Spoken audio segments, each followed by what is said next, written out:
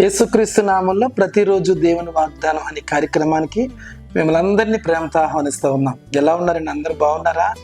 దేవుని కృపలో దయలో వర్ధిల్లుతున్నారా? ప్రార్థన చేసుకుంటారా? ఇస్తున్న ప్రతి వాగ్దానం ఎత్తిపట్టి ప్రార్థన చేయండి. ఆత్మీయంగా రిసీవ్ చేసుకోండి. దేవుడు గొప్ప కార్యాలు, ఆశ్చర్యమైన కార్యాలు మీ జీవితంలో జరిగిస్తాడు. అలాగే అందరికీ షేర్ చేయండి. అనేక మంది దీవించబడుతున్నారు, కుటుంబాలు కట్టబడుతున్నాయి, కన్నీరు తోడబడుతున్నాయి, ఆదరించబడుతున్నారు. అనేక మంది సాక్ష్యాలు మాకు పంపిస్తున్నారు. అప్పుల్లో, శ్రమల్లో, కష్టాలను వారు విడుదల పొందుతున్నారు. కనుక అనేక మందికి, బంధువులకు, స్నేహితులకు అందరికీ షేర్ చేయండి. దేవుడు మిమ్మల్ని దీవిస్తాడు, మీ కుటుంబాలు దీవిస్తాడు. అలాగే ప్రతి ఆదివారం ఉదయం 9:30 నుంచి యేసయ్య సన్నిధిలో ఆరాధనలు జరుగుతున్నాయి. ఇప్పటికే వేల మంది ప్రజలు వచ్చి ఆత్మీయంగా, శారీరపరంగా స్వస్థత, విడుదల, ఆశీర్వాదం పొందుతున్నారు. దూర ప్రాంతాల నుంచి వస్తున్న వారందరికీ ప్రత్యేకమైన భోజనాలు ఏర్పాటు చేయబడుతున్నాయి.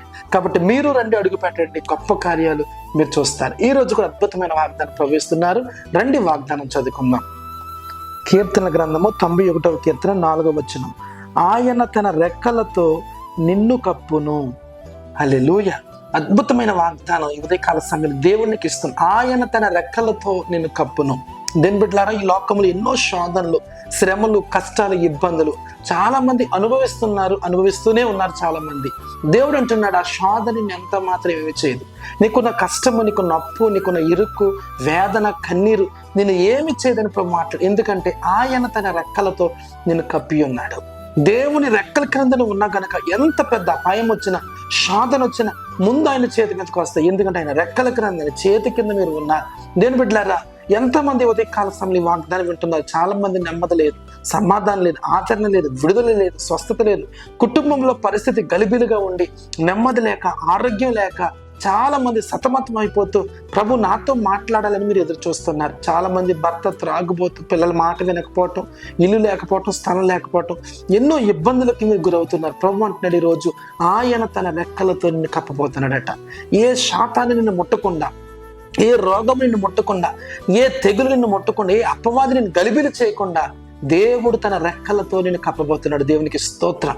ఎప్పుడైతే ఆయన బలిష్టమైన రెక్కల క్రిందకి మనం వస్తామో దేవుడు బలమైన కార్యాలు నీకు చూపిస్తాడు. ఆయన మహిమ ఏంటో చూడగలుగుతాం, ఆయన కార్యాలు ఏంటో చూడగలుగుతాం. ఎంతమంది వాగ్దానం వింటున్నారు ఈ ఉదయకాల సమయంలో? నువ్వు భయపడవలసిన పని లేదు. ప్రభు నీకు తోడుగా ఉన్నాడు. ఈ రోజున్న పరిస్థితులను బట్టి నువ్వు భయపడుతున్నావు, కలవరపడుతున్నావు, ఏడుస్తూ ఉన్నావు, ఎవరికి చెప్పుకోవాలి అర్థమవని పరిస్థితుల్లో నువ్వు ఉన్నాను ప్రభు చెప్తున్నారు.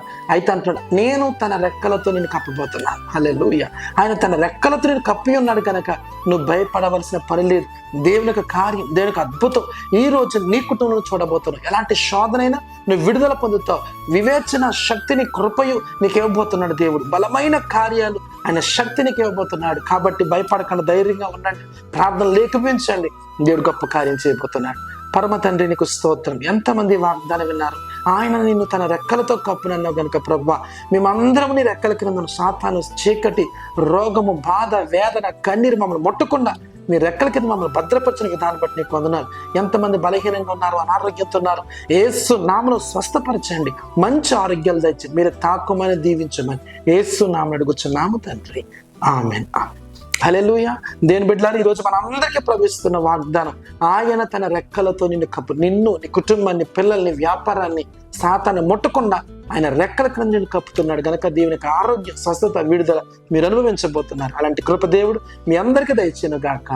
ఆమేన్. God bless you.